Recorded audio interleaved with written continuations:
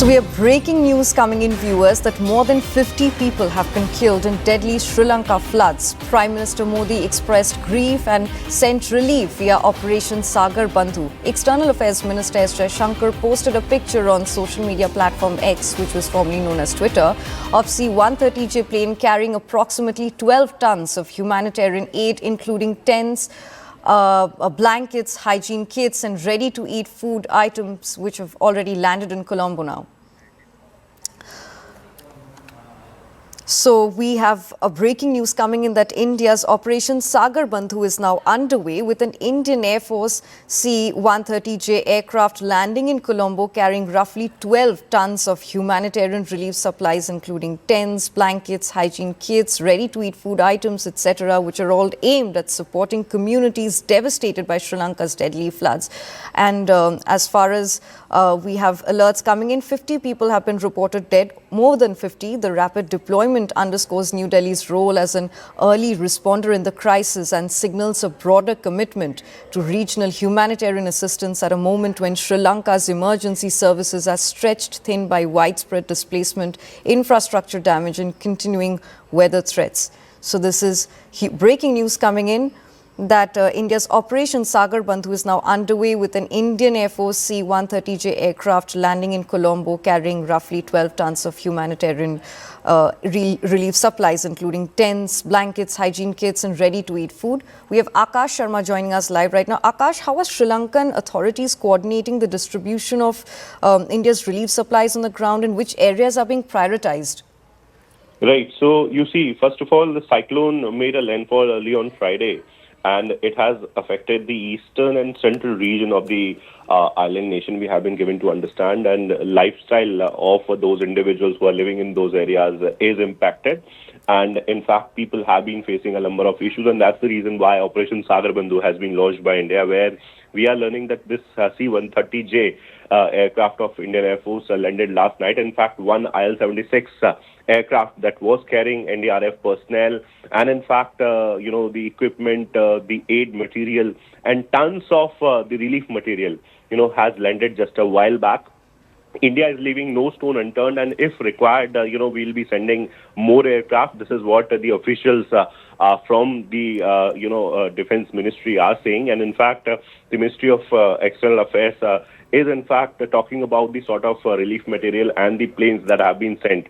Right now, the focus is, of course, to, avoid any sort of discomfort, that is happening to the individuals who are living in this particular area. In fact, we have been given to understand that a number of individuals have lost their life as well in that particular area. But right now, India's effort, are to send more and more relief materials so that people who are in need can be provided with those sort of material, food items, and the tent, as you rightly pointed out, and other equipment are also there. Right. Thank you, Akash, for sharing that very crucial information with us.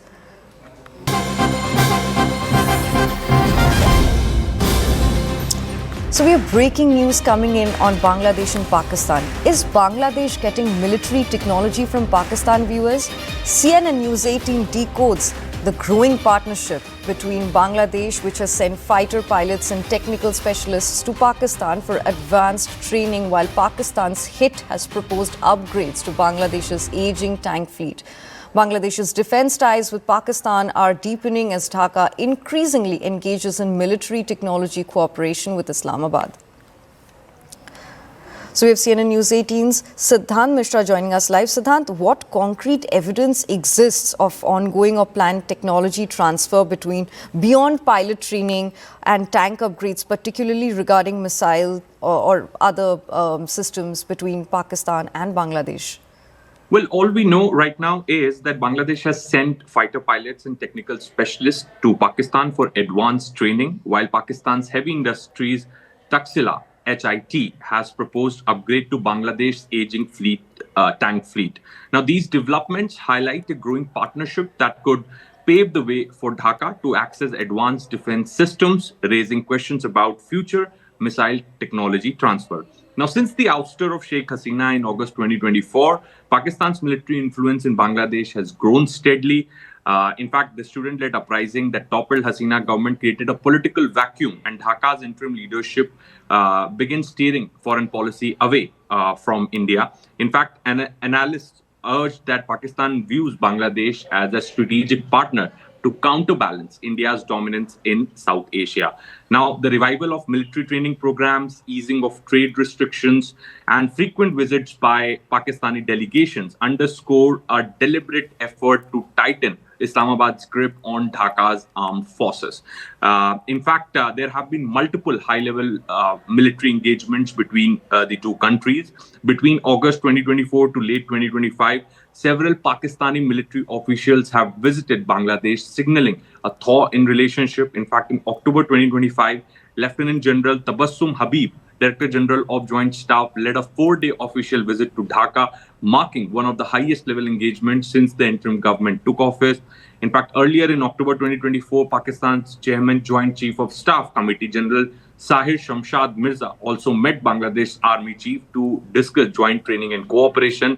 In fact, the Pakistan Navy frigate PNS Saif docked at Chattogram in November 2025 for a goodwill visit, further cementing ties. So this is definitely a concerning news for the Indian government. In fact, Bangladesh is an integral part of India-led security architecture in the region. In fact, docking of ships to the high-level military exchanges, and now the pilots are being sent to train. The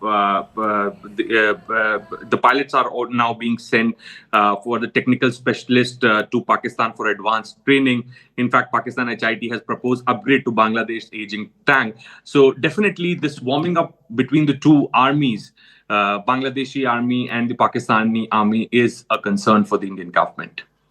Right. Siddhant, thank you so much for sharing that very crucial information with us. But please stay with us. We have another piece of very important breaking information coming in.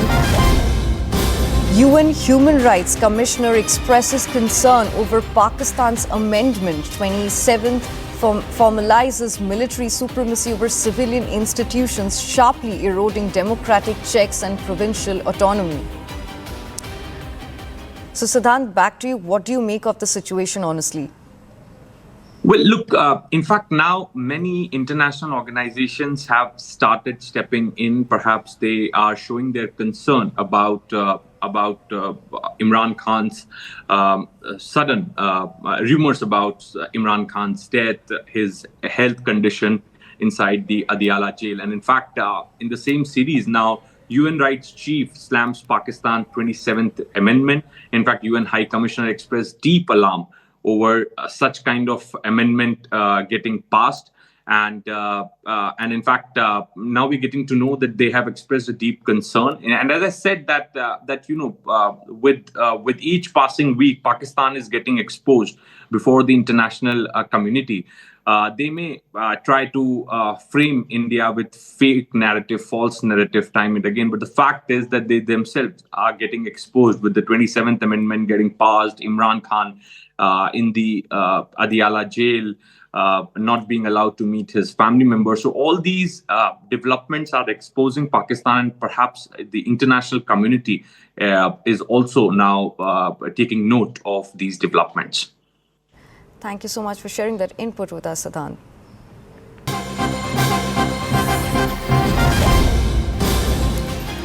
This just in connection with Delhi pollution protest where Hidma's posters were seen, Delhi's Patiala House Court has granted 1-day police custody of 2 accused. The remaining 5 were sent to judicial custody for 7 days. The court rejected